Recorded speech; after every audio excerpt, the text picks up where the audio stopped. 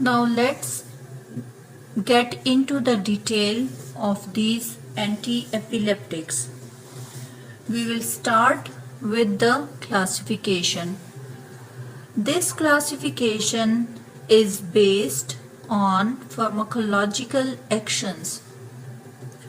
The first one is barbiturates, second hydantoins, third aminostilbenes, fourth oxazolidinedione,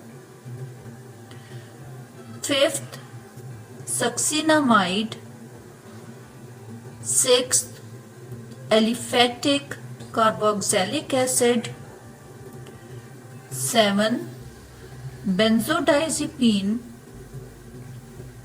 8th acetylurea, 9 neodrugs, and in 10th we will classify the miscellaneous drugs. First of all, we will discuss about the individual category and we will see in which category which drug lie. Firstly, let's see about barbiturates. This is the first category. Under this, the drugs are phenobarbital, mifebarbital, and primidone.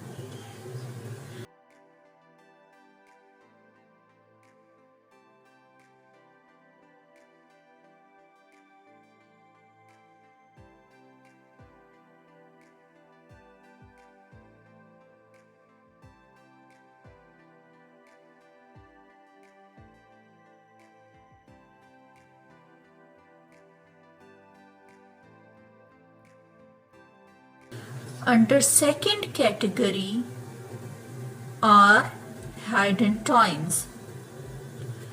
Under this heading, the drugs we have are phenytoin, mifenytoin, and fosphenytoin.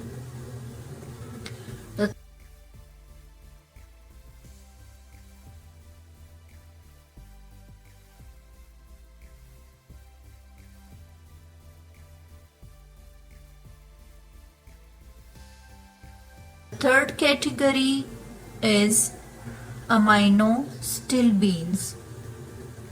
In this we have a very well known drug carbamazepine and oxcarbamazepine.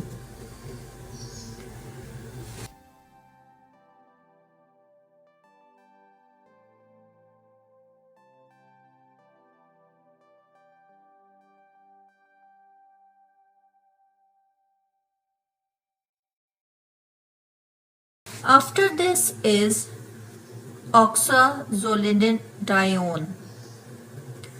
Under this heading, the drug we have is trimethadione, also known as troxidone.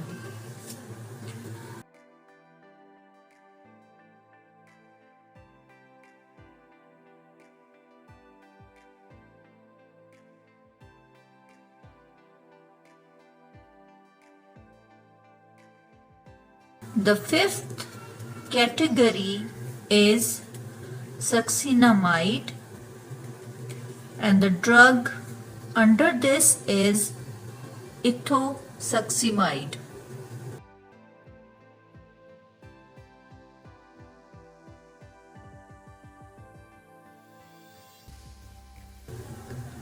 The next category is aliphatic carboxylic acid.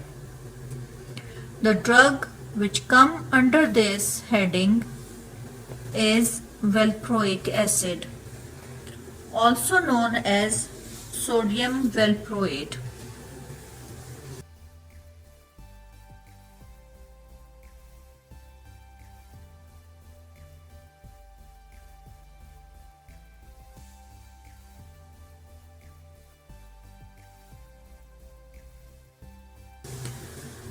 The seventh heading is benzodiazepine. These are the most popular drugs, and under this heading is diazepam, clonazepam and lorazepam. There are many drugs under benzodiazepine category, but these are used differently in different conditions.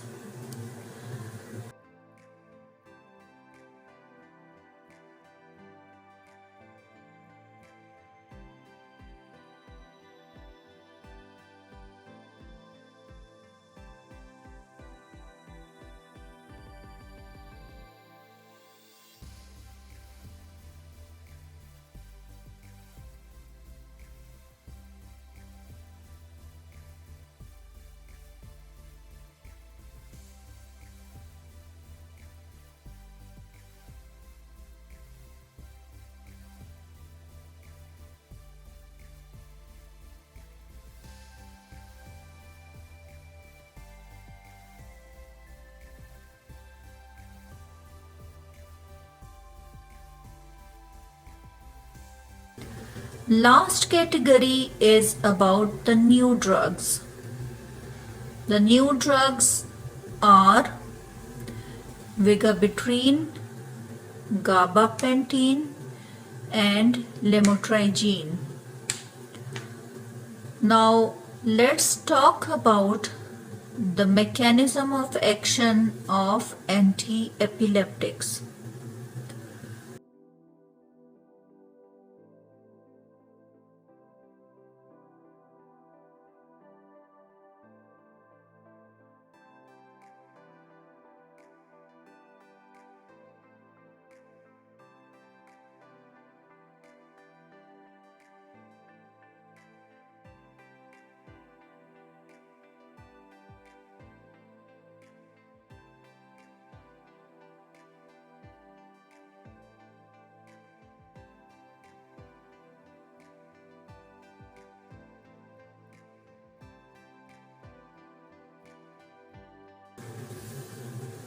All the anti-epileptics from above given classification fall under any of this mechanism for the treatment of epilepsy. The three proposed main mechanisms are: number 1, enhancement of GABA action; number 2, inhibition of sodium channel function, which means the function of sodium channel is blocked; number 3, inhibition of calcium channel, means functions of calcium channels are blocked. Apart from these mechanisms, other mechanisms are inhibition of glutamate release and block of glutamate receptor, which means either the release of glutamate is blocked or glutamate receptors are blocked.